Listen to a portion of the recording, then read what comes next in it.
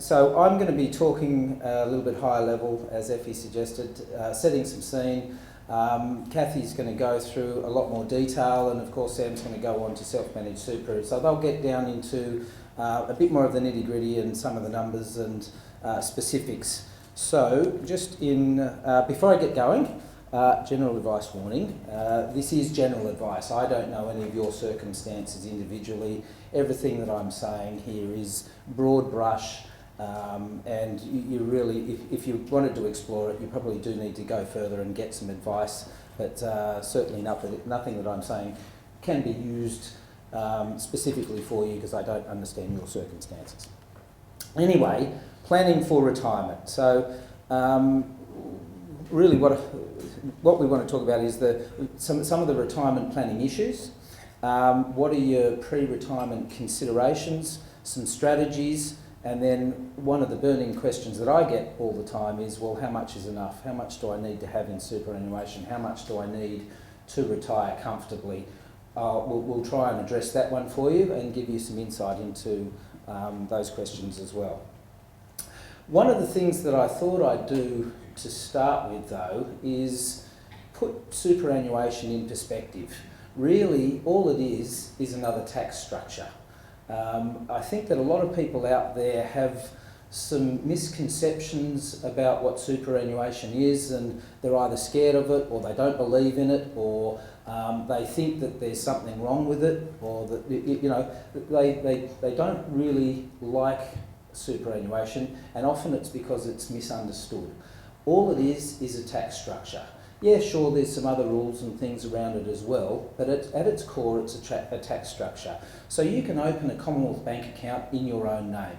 You can open a Commonwealth Bank account in a company name. You can open it in a superannuation fund via a self-managed super fund, and you can have a Commonwealth Bank account in a pension fund. You can have a term deposit in your own name in a company, in a super fund, or in a pension. You can buy a property in your own name. You can do it via a company.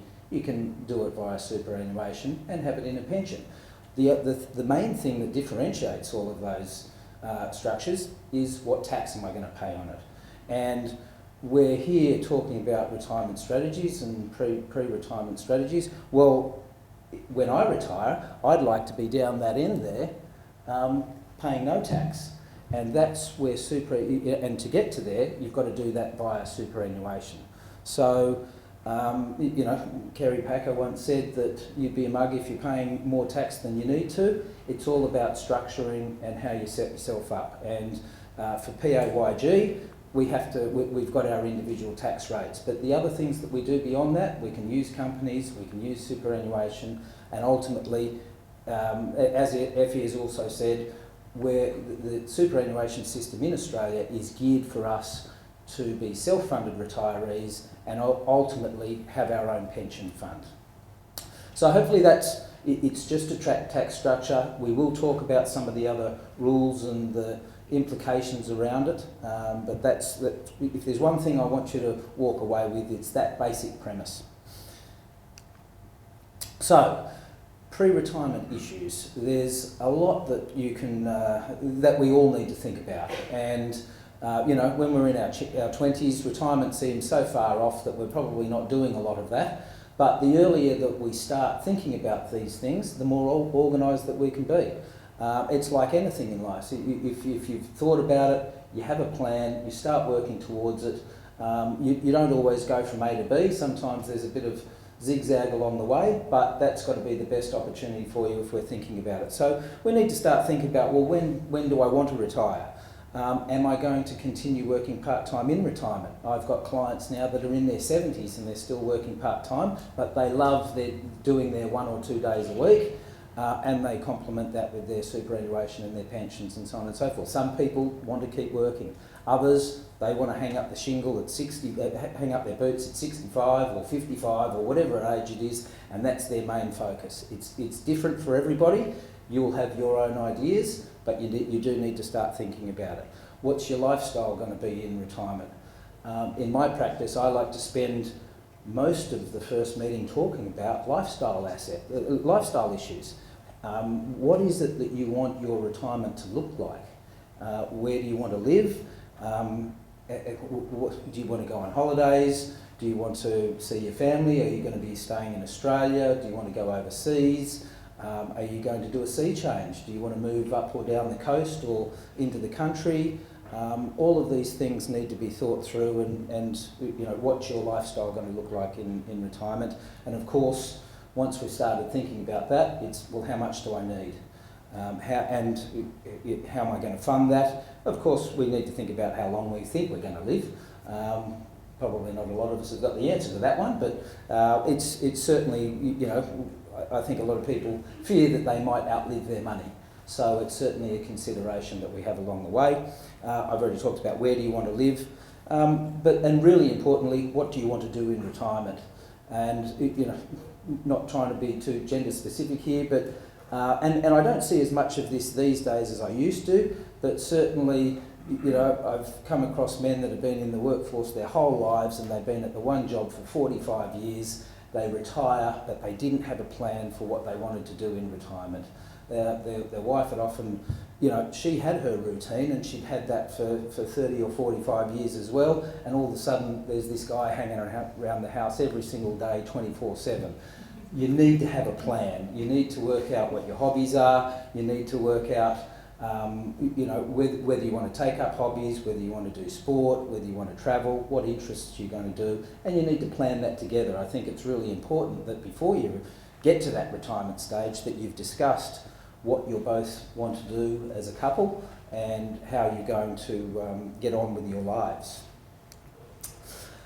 So just at a very basic level, we spend, you know, I've assumed that we start earning some money from sort of 25 through to 65. Of course, it might be 17 or 18. But we've got our working life where we're earning an income stream. Hopefully it's indexed every year. And as we get older, our earning capacity and our skill set grows, and we earn more as we do get older. The question that I ask you is, when you get to that retirement date, do you want to retire on 50% of what your last salary was? Do you want to retire on 75% of what your final salary was? Or do you want to keep earning the same amount of money in retirement?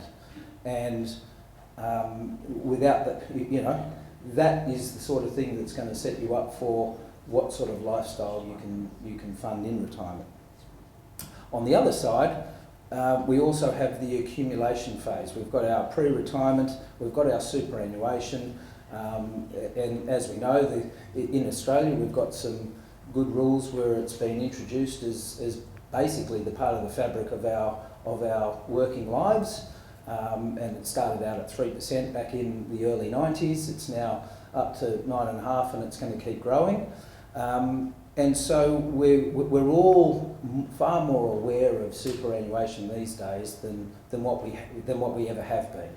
And as a growing part of our wealth, you know, our home is probably our biggest asset, but superannuation may very well be, if not certainly the second biggest asset, it may even be more valuable than your home one day. So. But of course, through our life, we've got to work out whether we pay off our mortgage. We've got to put kids through school. We probably want to do a bit of travel. There's all sorts of things that are going on. As we get towards that pre-retirement stage, we really, you know, and I find that clients from sort of 45 onwards are really starting to think about, well, retirement and how much really do I need and what am I going to do with it. And so it's over those next few years, maybe the kids have left home, hopefully you've paid off your mortgage, we can really start to concentrate on putting money into superannuation. Kathy's going to talk about more of the actual strategies that you can use and the dollars and amounts and so on and so forth. But certainly in those last few years, I find that a lot of clients are topping up their superannuation and really getting ready to maximise it just prior to retirement. And then of course, we need to make a decision on how it's invested and whether we want to be skis, spend the kids' inheritance, or whether we think that we want to maintain that superannuation and just live off the income. And I generally find that there are kind of two schools of thoughts. I've got clients that say, absolutely, I'm a ski, I want to spend this money till the day that I turn up my toes, there's $1 left in the bank, the kids will get the house, and I'm going to have a great time in my retirement. Other people really want to create as much asset as they can, they want to maintain their superannuation, and they only want to live off their income. It's horses for courses. Different people will have different approaches. I don't think any way is right or wrong, but once again, you just need to think about, well, what do I think about that subject, and how do I, what do I want to leave as my legacy, if anything at all? And that will also help you start to think about your investment strategies. Whether you're really conservative and you're happy to just run down the money over a certain period of time, or whether you want to maximise the investment of that superannuation and grow it over time. So we get to a stage where we've got an overlay of, well, how much income have we got, how much do I want in retirement, and how am I going to invest my asset, and what's going to happen to that over the next few years. So it's a very basic concept, but that's kind of what superannuation and retirement is all about. One of the key things, and I haven't spent a lot of time talking about it yet, but I think that Australians are terrible at it, and it's budgeting. If there's one thing that you do need to know before you get to that retirement stage, and certainly in the accumulation stage as well, it'd be nice to think that everybody here's got a budget, right? Any hands up for got a budget? I know to a T where our expenses. Oh, we've got one brave couple down. Well, FE, couple of okay, very good, very good. I find that Australians are not good at budgeting. They haven't spent a lot of time on it. It's hard work, working out how much I can spend on coffee and how much I can spend on holidays and how much we're spending on the electricity in the car and the insurances and adding that all up. But it is one of the keys to an efficient financial plan. If you haven't got your budget, if you haven't worked out what's coming in and how much you're spending, it's going to make it really hard to manage that in retirement. So if I can impress on you a second thing tonight is start thinking about your budget, work out a way that you can manage it yourself and track it yourself, because it's one of the keys. And once again, when you start thinking about that lifestyle in retirement, hopefully the kids are gone and you don't have a mortgage. So what are those basic lifestyle expenses that you know that you need to meet? And then on top of that, you can start thinking about any travel, whether you replace cars, the bigger one-off expenses that come along as well. Just to give you a little bit of an idea on how much income you might need in retirement, and this is a fairly complicated table, so I'll just try and draw our attention to some of the bolder numbers there. So what we've got here is a couple and a single person. So for a couple, basically a very basic lifestyle, essentially the age pension, you might be looking at living on about $33,000 a year. For a single person, that's about $22,000 a year. And so if you're a modest lifestyle over and above that, you might be generating $34,000 a year. You'd probably need $635,000, earning around about 5% per annum, and that assumes that you've retired at 65 and it's for 22 years. For a single person, where we're talking about $23,000 a year, $445,000 would be the lump sum. For a comfortable retirement, we're probably talking $58,000. You're going to need about $1.1 million.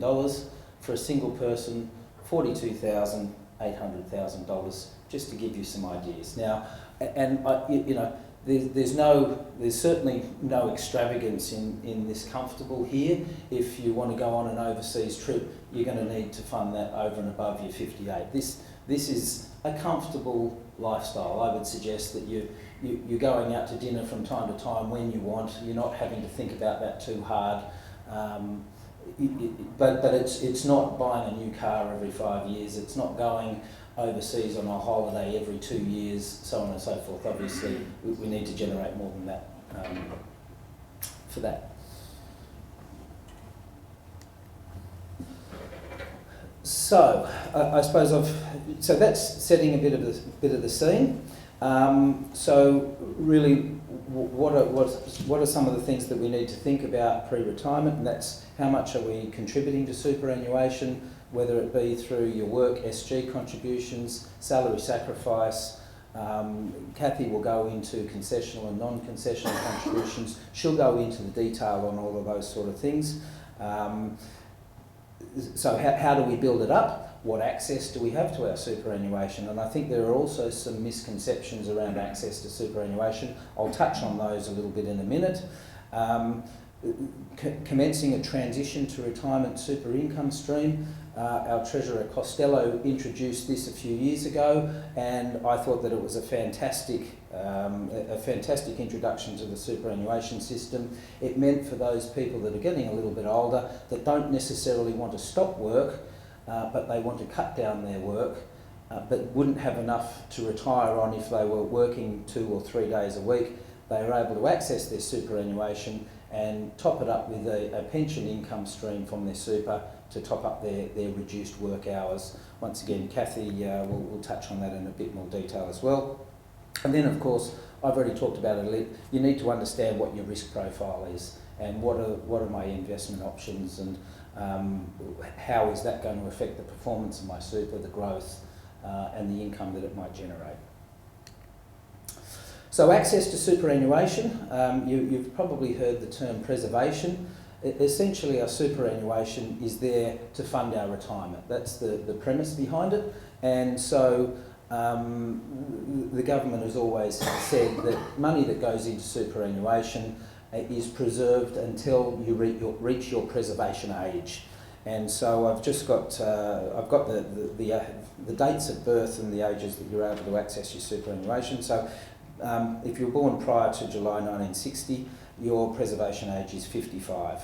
And then, as you can see, it goes through to 56, 57. To those that are born after 1964, their preservation age has been moved up to age 60. And there's a whole lot of thinking behind that, part of which is we're living longer, and age pension and so on and so forth. One of the things that I think people do get a little bit confused about is they often think, well, I can't access my superannuation until age pension age. That's the Centrelink age pension age, which is more like 65 and moving to 67. Well, that's not right. You can actually access your superannuation before then, and I'll touch on that in a second. So it's not locked away until 65, 66, 67. There are ways and means that you can access it prior to then. So access to superannuation, once you've met a condition of release, you can get access to your superannuation. And generally it's met after attaining your preservation age. So four of the most common conditions of release is retirement after reaching your age preservation age, leaving work from age 60, regardless of whether you intend to retire or not, so you could be changing jobs or you could be retiring, attaining age 65, regardless of whether you're employed or not, or, as I've touched on, commencing a transition to retirement pension stream after reaching age preservation age. One of the things that I would say is that there are no rules around when you retire anyway.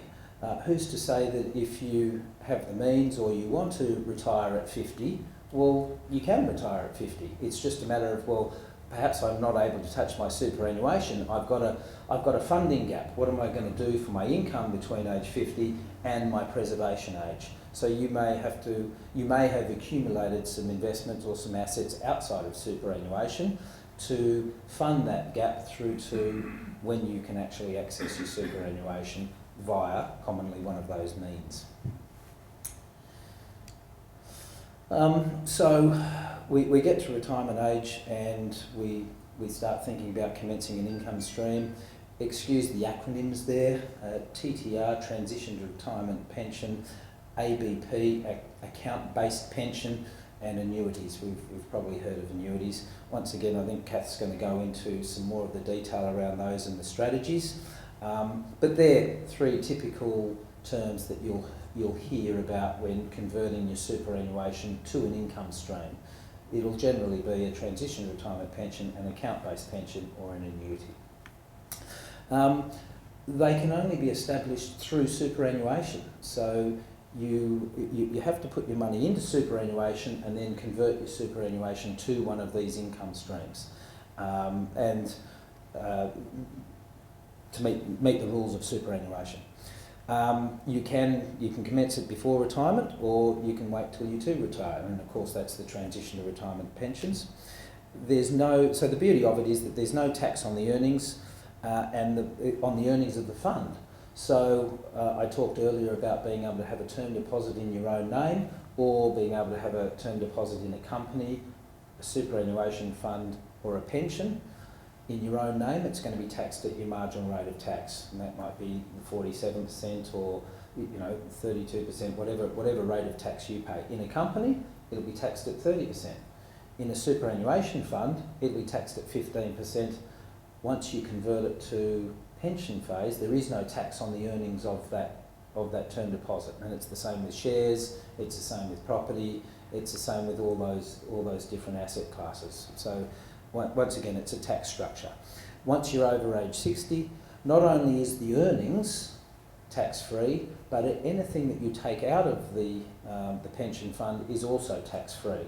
So once again, the Australian system is geared around us being self-funded retirees, and what better way to be self-funded than to not have to pay tax on the earnings of your investments or the income stream that you ultimately get from that asset after age 60. There are also some tax concessions between 55 and 60 for those that have a younger preservation age. I won't go into the detail of those now, but they're pretty generous as well. I've always thought that the whole superannuation system is very generous.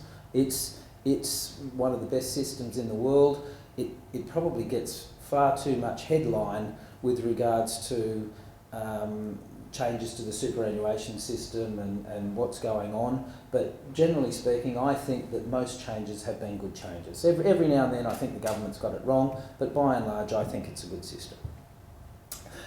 So then you need to think about whether you want to have a flexible income stream, or do you want to have a fixed income stream. So that's your annuity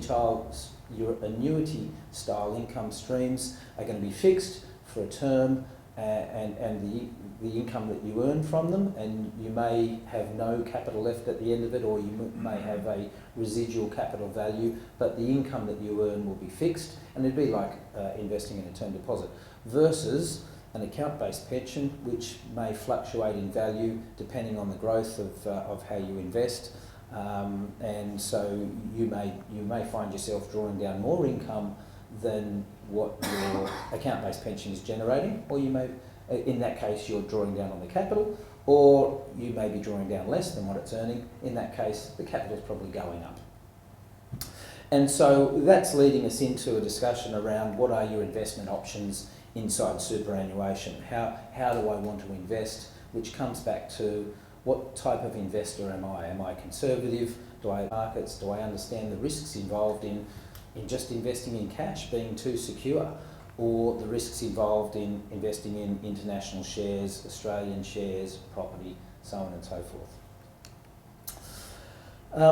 So some additional considerations are that your capital or your income stream may run out before you pass away, so which wouldn't be a good thing. But then I suppose at that stage we've got the government pension as the safety net. Once you've established your pension, you can't make further contributions. Now there are strategies and things that you can do. You can refresh your pension, but you can't put money directly into your pension. It has to go via superannuation, and some pensions may have some benefits because of the year that they were set up. Since then the government's changed the rules, so you wouldn't want to recommence a new pension with that one and forego the rules that the favourable rules that pension had for you. So you may have to set up a second pension. Transition to retirement pensions, the maximum that you can draw down from those is 10%. So they are literally only a transition to retirement. They're not there to provide you with full access to your money. They are there to help supplement your income stream as you transition to your retirement. And once again, Kathy will talk about some of the great things that you can do with regards to salary sacrifice around that.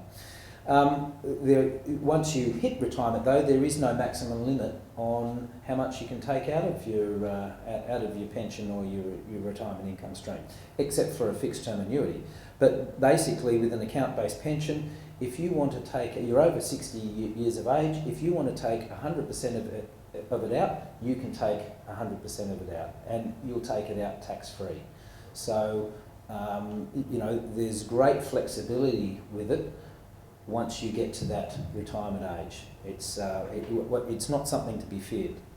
And so there are different types of superannuation pension funds. What I haven't spent any time talking about is defined benefit schemes. Defined benefit schemes are often set up by an employer. You don't see nearly as many of them around these days, but there's not a lot that I can talk about with regards to them. Your defined benefit scheme will come up with the rules and what you can do with your superannuation. So I've primarily been talking about the transition to retirement through account-based and your annuities. So talking about risk profiling, just to give you a bit more to think about there, this is just a very basic table, and what I've broken it down into is, your income style assets versus your growth style assets, and then the type of investor profile. So if you are really conservative, you'd be looking for absolute security for your money. Well, the chances are you're just going to park it all in as cash in the bank, like Grandma might perhaps used to do. A defensive investor, a broad guideline, you might have 2% of it in cash, especially in the current environment where we're not earning a lot on our cash. 51% in fixed interest, although we're not getting a lot on our fixed interest at the moment either. Diversified assets is kind of beyond your bonds. I don't have time to go into a lot of detail there. And then you might have a little bit of property, Australian shares and international shares. Up the other end here, someone that's a lot more interested in growth on their assets, probably has quite a lot of investment experience. They're going to have about 2% in cash, but they're mainly going to be investing in alternative assets, property, Australian shares and international shares.